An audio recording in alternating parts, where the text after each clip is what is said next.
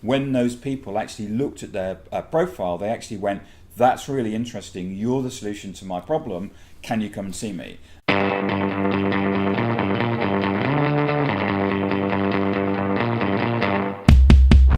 Welcome back, everybody. Really good to have you, and delighted to have Tim Hughes with me again. Welcome Hi, back, John. Tim. Great to talk to you. Hey, Tim, you mentioned personal branding in a couple of the interviews, and I'd like to delve into that a little bit. Yeah. What do you mean by personal branding? I think it's a term that quite often is people are put off by it because it kind of comes across as very grand, as if you've got to be Brian Solis or Chris Brogan or one of these, big influencers, and it's not really about that. It's just projecting yourself out on social as you would want to be, as your buyer would want to see you. So rather than I've got some watches to sell, and coming across as a salesperson, nobody likes being pitched to, nobody likes being sold to. There's nothing wrong with being a salesperson. There's nothing wrong with being salesman. I think the sales profession, is up there with doctors and solicitors, but nobody likes being pitched to. And the whole thing about the internet is what people do is that they search in salesperson avoidance mode.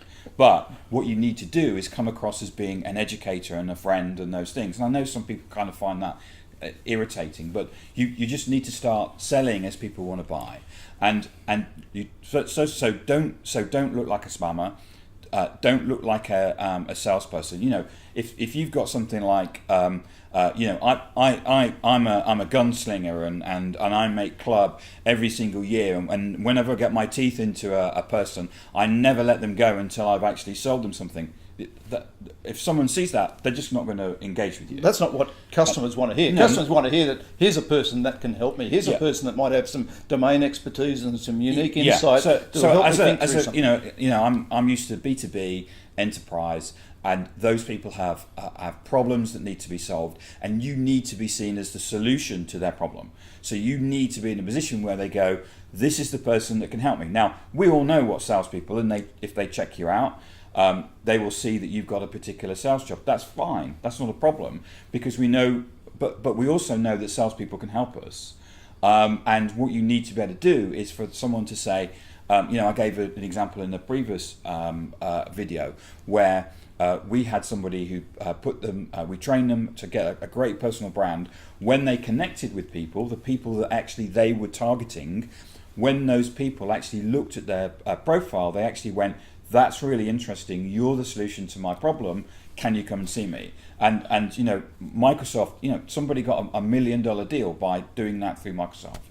I think personal branding for me reflects exactly what you're saying, and we need to be, and you tell me if I'm right or wrong, totally authentic in the way we present ourselves. Yes. We need to be ourselves. We don't pretend to be somebody else. Yeah. And on top of that, we have to project a unique promise of value. We have domain expertise, and what value are we going to bring to the table, so that when somebody looks us up, yes, they say, I need to speak to this person. Yeah, so there's a couple of things that we need to look at. One is you've got to remember that when anybody looks at your profile, they jump to a conclusion.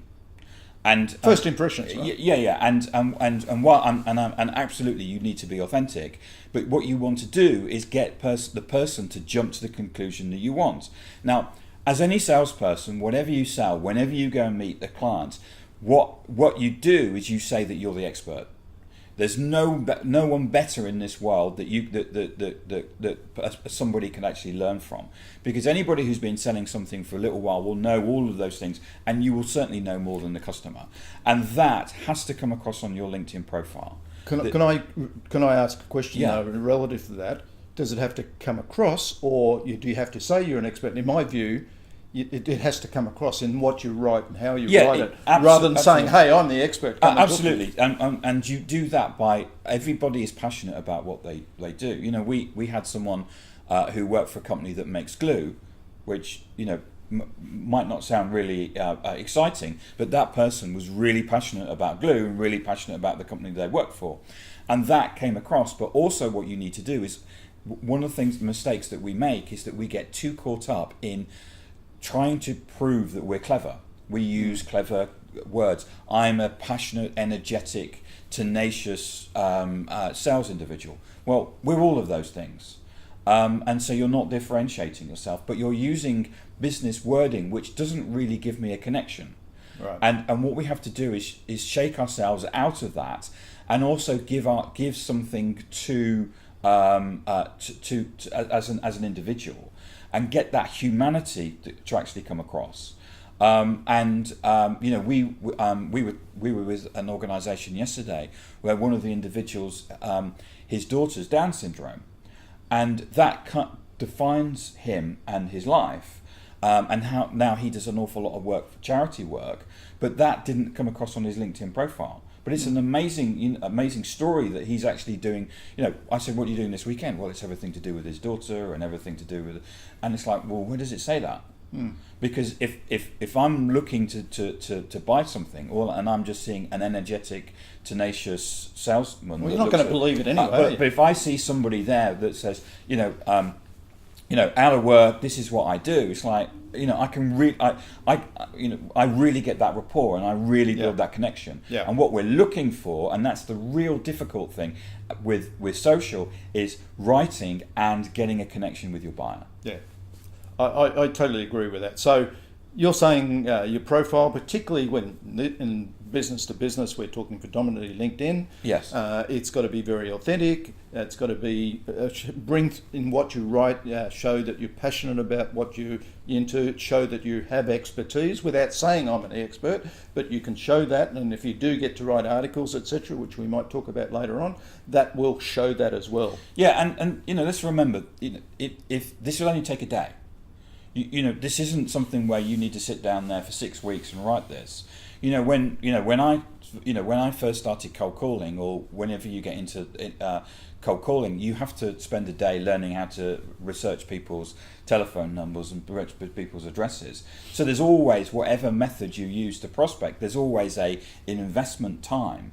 And the investment time here with social, it could take half a day. Or what I would do is actually do half a day and then half a day 2 weeks later.